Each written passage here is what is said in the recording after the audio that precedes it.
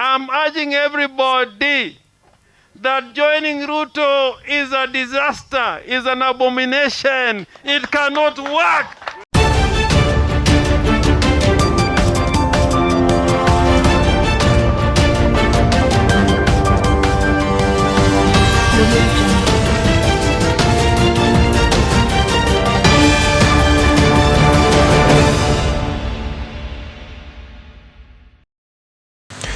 Yes, as time goes on, opposition leaders are starting to wake up. Different opposition leaders are starting to counter RAILA's decisions because they are now realizing that RAILA has been shedding off the tenacity he used to have in history. I keep on telling people that Raila Amolo Odinga is one of the most luckiest Kenyan, but also is one of the few Kenyans who has fought for civil liberties in Kenya. But as time goes on, he's starting to undo the things he stood for. He's starting to be taken by events. He's starting to be taken by selfish interest. I know all people in the world are selfish. It is personal to be selfish. But a person like Raila Amolo Odinga, who has been held in high regard, to face such counters from the opposition, it shows how he's exiting the opposition, but also it shows how the opposition is failing to occupy the vacuum, because Raila's shoes are big. They need someone who can take them on. Today, James Orengo has come out to caution Raila not to form the government of national unity. But remember, he's not the only person. The entire Azimio brigade from Jeremiah Kioni are coming out to tell him that not to form a government of national unity, because news saturating on media shows on how Raila is prepared to do the government of national unity. So in this episode, I've come to talk about Orengo's decision of coming out to tell Raila not to join government, and also other opposition leaders coming out to say the same things, what it means for politics, and most importantly, the study materials we can learn from the politics of Kenya. But before I do this, I want to let you know that if you're new to this channel, please subscribe. If geopolitics and economics is what you want, this will be definitely the right channel for you to subscribe to.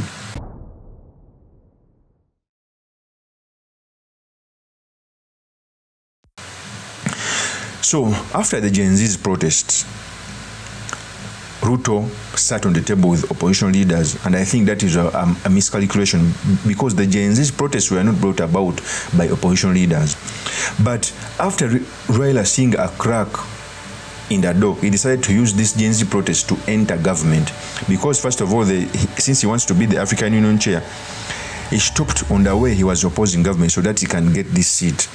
Okay, so when the Gen Z's came out to protest, so he's using the Gen Z's to put his Azimio brigade in government, yet the Azimio brigade is not the one which led the protest. Okay, I keep on telling people that the protests were headed by Uhuru Kenyatta after seeing that Raila had absconded on duty. So he financed them, he hijacked them. The youth came out on the street to fight for against the finance bill, which was dropped. So Uhuru Kenyatta hijacked this issue so that he can push them, because Uhuru Kenyatta still thinks that Ruto must not be president. And he feels bad that Raila Amolo Odinga absconded on duty of overthrowing Raila Amolo Odinga. Before I talk about this, let me first give you the tape when Orengo was speaking about this. Here is the tape. Ruto has lost the confidence of the international community. So, where is Ruto going to take us? Ruto is taking us into a sinking ship. And I'm urging everybody that joining Ruto is a disaster, is an abomination. It cannot work. That is James Orengo. In fact, I keep on telling people that a person like James Orengo, I think after Raila Amolo Odinga in the Nyanza region, the most respected leader, I think, is Anyanyong and James Orengo. If James Orengo comes out to tell a contrary view from what Raila Amolo Odinga is thinking, it shows how now the opposition is getting bold to counter Raila Amolo Odinga. Because Raila Amolo Odinga, the reason I'm saying that he's the most luckiest person, Raila Amolo Odinga has went into every government, worked there, and moved out. And his supporters support him unconditionally. That's why I keep on telling people that Raila's support, I think it is culticism. There are some grave mistakes which are done, but yet he still gets genuine support. I'll give you an example. When Raila Amolo Odinga saw himself in, Akina Musalia Mudavadi never went, Akina Kalonzo Musyoka never went. They were blackmailed that they are cowards. The same person who saw himself in went into handshake with Uhuru Kenyatta. And all the supporters followed. Okay? The people who were abusing Kalonzo Musyoka didn't abuse Raila Amolo Odinga when he went into a handshake. And that is, I think, a problem. Voices are which are coming out, even in the Luo Nyanza, feel like Raila has betrayed them, because that's what he has always done. And I think in today's scenario, since he's not the one who led the protest, he cannot come out to say that he's going to government, yet he's not the one who led the protest. If he had led the protest, maybe there was going to be some talkings as if he normally comes out to say that Kenya is bigger than all of us, which is partly true, but he doesn't come out as the right person.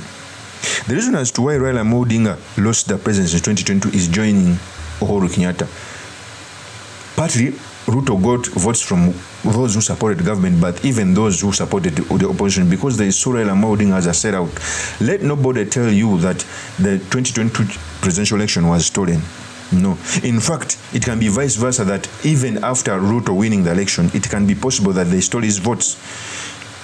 It can be possible that he won with more than 200,000 votes, because he went against the system and Raila Amolo Odinga. So by Kalonzo coming out to say these statements, he is right. But it also shows that they are ready to occupy Raila's space.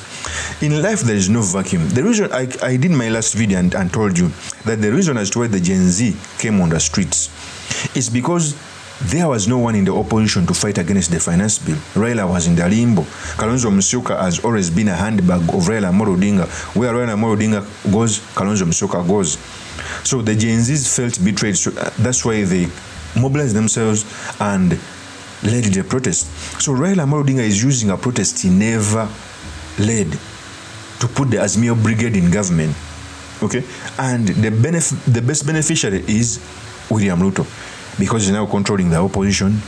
There is no credible opposition. Okay? The person who was on the forefront in the Gen Zs was Babu Owino. Is keeping quiet. I think he also knows in the hearts of hearts that Raila Amolo Odinga is doing wrong, but he doesn't have the balls to go against him. Okay?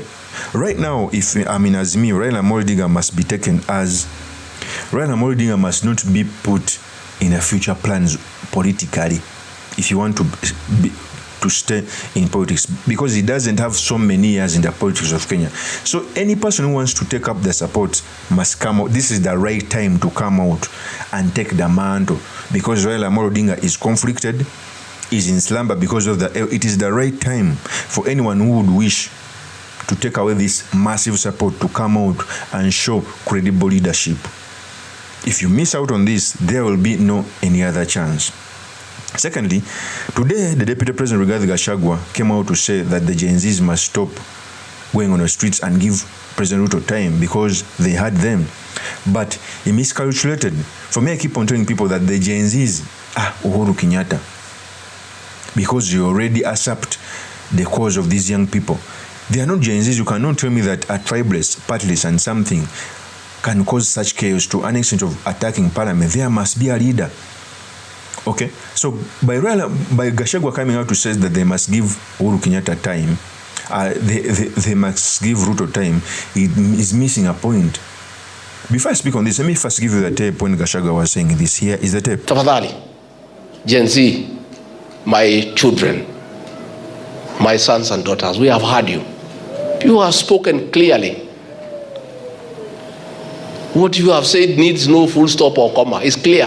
Please don't allow your protest to be hijacked by criminals, people with the criminal intent to steal property, to destroy property. That is Rigathi Gachagua. Okay? So the Gen Zs were accepted a long time ago. The money behind all this was Uhuru Kenyatta.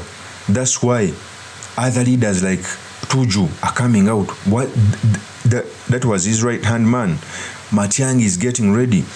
Old foxes are coming back to fight Ruto because Uhuru thinks that Ruto should not be president. So Gachagua you are missing a point. The Gen Zs are Uhuru Kenyatta. The Gen Zs are not Gen Zs. The youth came out to protest against the finance bill. But after them protesting, this issue was usurped by Uhuru Kenyatta to work hard so that William Ruto cannot be president. Of course, that's my opinion. Do drop me your comments by commenting about this. Thank you very much for listening in. If this is your first time on this YouTube channel, I implore you to subscribe, like, and comment so that I can be motivated to do more of such videos.